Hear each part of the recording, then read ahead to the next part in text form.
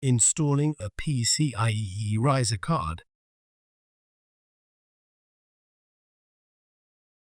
Align the PCIe riser card with the connector on the expansion kit, and then carefully press it straight into the slot until it is securely seated.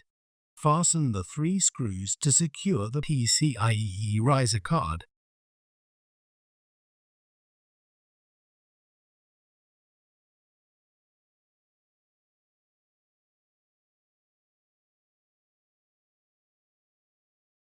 Insert the PCIe adapter into the PCIe riser card.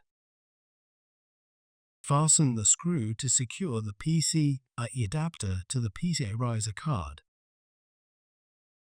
Align the 4 screw slots on the expansion top cover with the expansion kit, and then fasten the screws to secure the top cover to the expansion kit. With the bottom side of the node facing up, fasten the 4 screws on the bottom of the expansion kit.